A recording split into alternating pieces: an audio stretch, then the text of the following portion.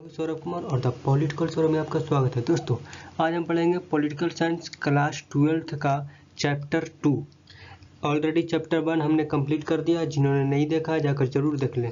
दोस्तों, चैप्टर 2 का यह पार्ट 2 है, 2 ध्रुवीयता का अंत। पार्ट 1 हमने अपलोड कर दिया है वीडियो। जिन्होंने नहीं देखा है पार्ट 1 का वीडियो वो जाकर जरूर देख लीजिए। आपको नीचे डिस्क्रिप्शन बॉक्स में वीडियो का लिंक मिल जाएगा। तो दोस्तों, आज हम जानेंगे 2 ध्रुवीयता का अंत का पार्ट 2 यानी क्लास 12th का पार्ट 2 का सेकेंड पार्ट।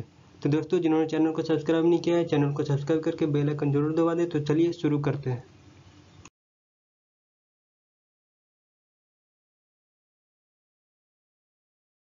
तो दोस्तों, पिछले वीडियो जिन्होंने नहीं देखा जाकर जरूर देख लीजिए। यह पार्ट 3 है। पार्ट 1 और 2 जिन्होंने नहीं देखा आपको लिंक डिस्क्रिप्शन बॉक्स में नीचे मिल जाएगा, तो जाकर जरूर देख लीजिए। तो दोस्तों, शॉक थेरेपी क्या होता है? तो शॉक थेरेपी का सिंपल सा अर्थ होता है आघात पहुंचाकर उपचार करना, यानी किसी को नुकसान पहुंचाकर उसका उपचार करना, ठीक है, उसकी सहायता करना।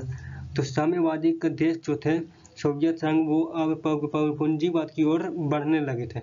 तो वो जब पूंजीवाद की ओर बढ़ने लगे थे तो वो जो सफर था वो बहुत ही कष्टकारी था, ठीक है।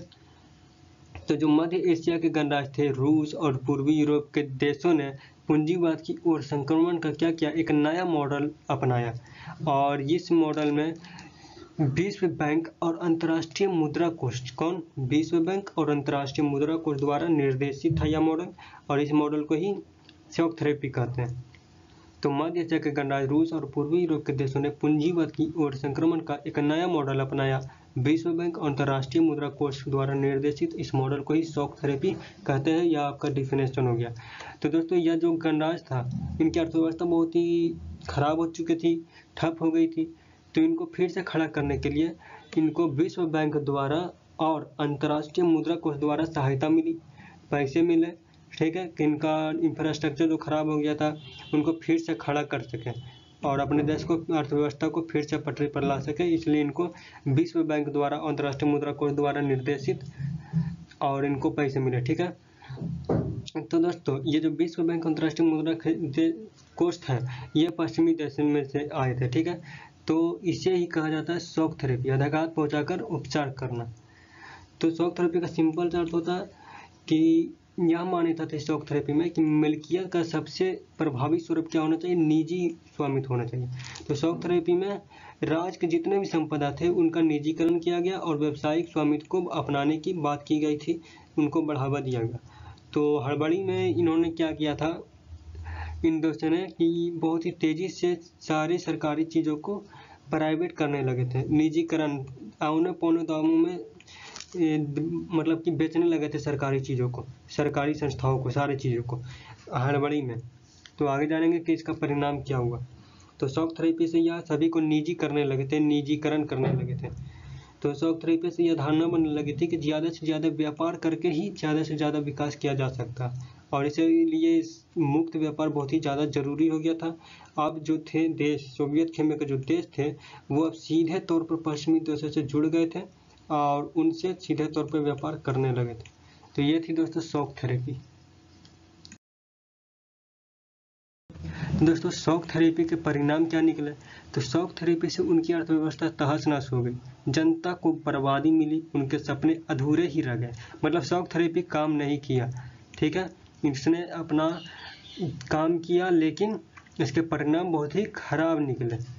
क्योंकि सारे लोग कैसे खराब निकले कि सारे लोग बहुत ही हवड़ दबड़ में हुआ, बहुत ही जल्दबाजी में सरकारी चीज़ों को औने पौने दामों में क्या किया कर दिया गया, सरकारी हाथों में दे दिया गया था, बेच दिया गया था सरकारी चीज़ों को। तो इससे बहुत नुकसान हुए थे। लगभग 90% उद्योगों को निजी हाथों में बेच दिया गया था रूस में, सोचिए, जल्दबाजी में।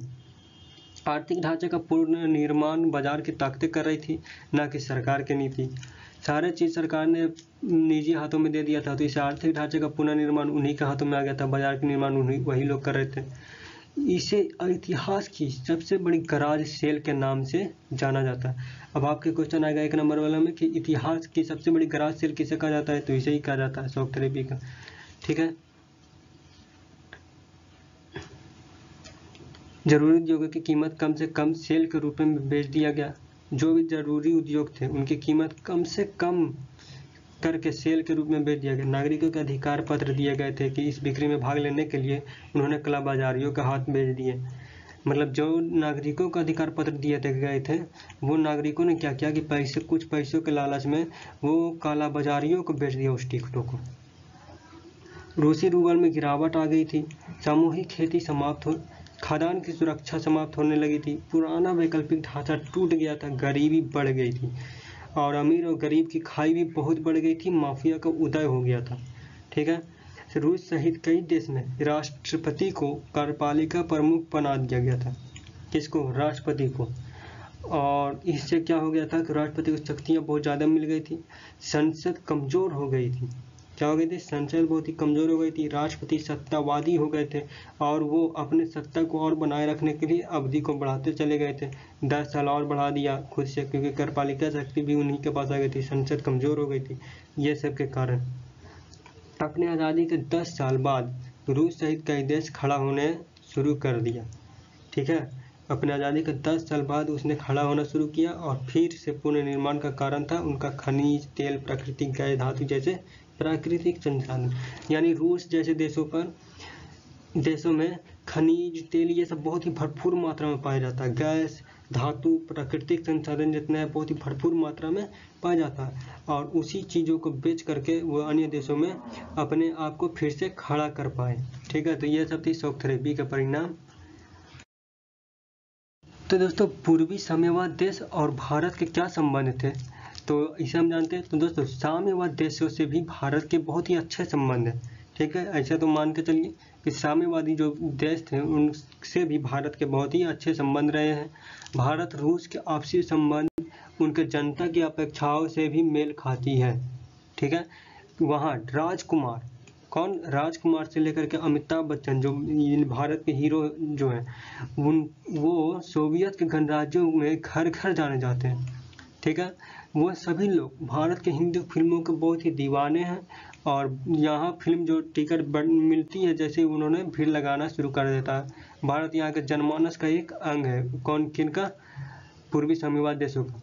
भारत और रूस का सपना बहुध्रुवीय विश्व का है, एक ध्रुवीय नहीं, बहुध्रुवीय विश्व का कई महाशक्तियाँ हो ऐसा मानना है। ठीक है, यानी विश्व में कई शक्तियाँ मौजूद हो, सुरक्षा का सामूहिक जिम्मेदारी और क्षेत्रीयता को ज़्यादा जगह मिले, अंतर्राष्ट्रीय मामले का समाधान बातचीत के द्वारा हो और विश्व के सभी देशों की स्वतंत्र विदेश नीति हो। ये सब भारत और रूस का सपना है। संयुक्त राष्ट्र संघ जैसी संस्थाओं को लोकतांत्रिक और शक्ति संपन्न बनाया जाए और इन्हीं के द्वारा फैसले किए जाए। तो ये भारत और रूस का एक बहुध्रुवीय विश्व का सपना ऐसा था और अभी भी है। तो भारत को रूस से कश्मीर, ऊर्जा आपूर्ति, आतंकवाद से संबंधित सूचनाएं का आदान प्रदान, पश्चिमी एशिया में पहुंच बनाने और तथा चाइना से संतुलन में फायदे हुए हैं। आप कहेंगे कि भारत को साम्यवादी देशों से क्या फ़ायदा है, रूस से क्या फ़ायदा है? तो भारत को रूस से ये सब फायदे हैं। कौन कौन? कश्मीर और ऊर्जा आपूर्ति, कश्मीर पर रूस हमेशा भारत के साथ देता है, ऊर्जा आपूर्ति, आतंकवाद, ये सब सारी चीज़ों में। और यहाँ तक ही नहीं, वह पश्चिमी एशिया में पहुँच बनाने तक और चाइना से युद्ध में संतुलन, चाइना से संतुलन में भी वो फायदा करता है, भारत का साथ देता है। तो ये सब भारत को रूस से फायदे हैं। वहीं रूस को भी भारत से फायदा हुआ है। क्या हुआ है कि भारत रूस का सबसे बड़ा हथियार और तेल का आयातक है। ठीक है, तो दोस्तों वीडियो को लाइक, चैनल को सब्सक्राइब करके बेल आइकन जरूर दबा दें। मिलता है अगले वीडियो के साथ, तब तक के लिए धन्यवाद। अगला वीडियो डिस्क्रिप्शन बॉक्स में आपको मिल जाएगा, जाकर जरूर देख लीजिए। धन्यवाद। अगला वीडियो डिस्क्रिप्शन बॉक्स में है, जाकर जरूर देखें। Like, share and subscribe the channel the political Saurabh. Latest YouTube shorts video see on the channel. Thank you. Jai Hind.